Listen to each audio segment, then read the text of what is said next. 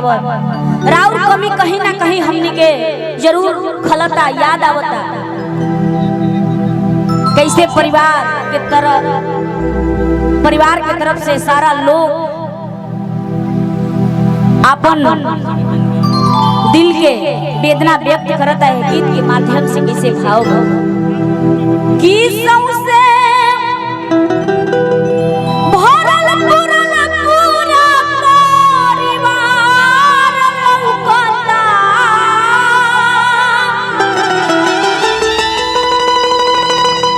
ए बाबूजी, ए घर में पूरा परिवार भरल बा।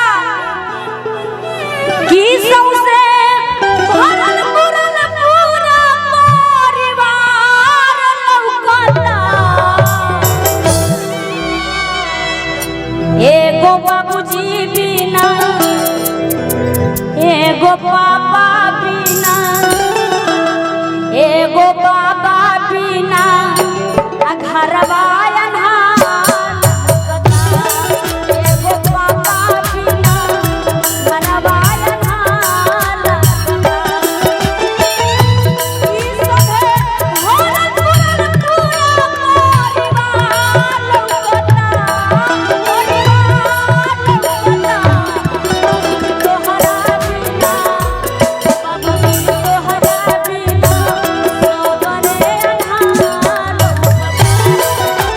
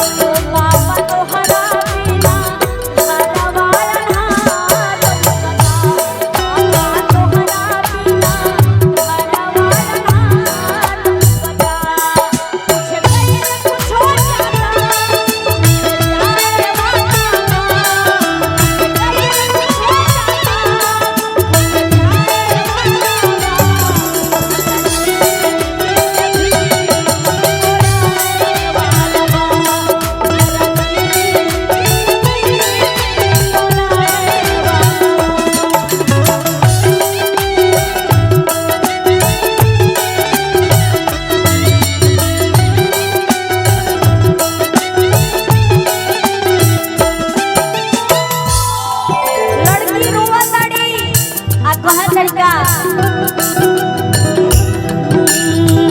हमनी के छोड़ कहाँ गइला ए कृष्ण देवा बाबा हमनी के छोड़ कहाँ गइला ए कृष्ण देवा बाबा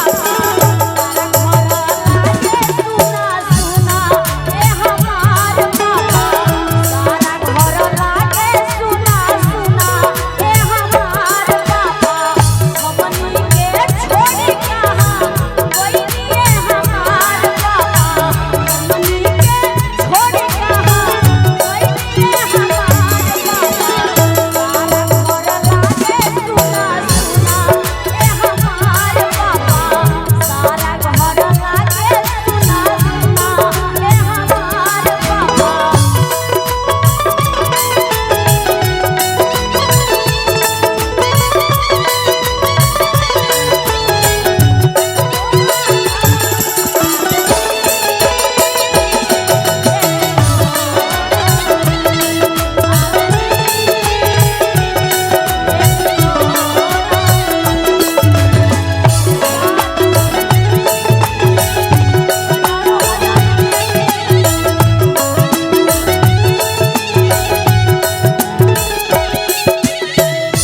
दीदी एगो बात रउरा जान ली कि राउर पापा नहीं आज हमरो पापा नहीं राउर पापा आज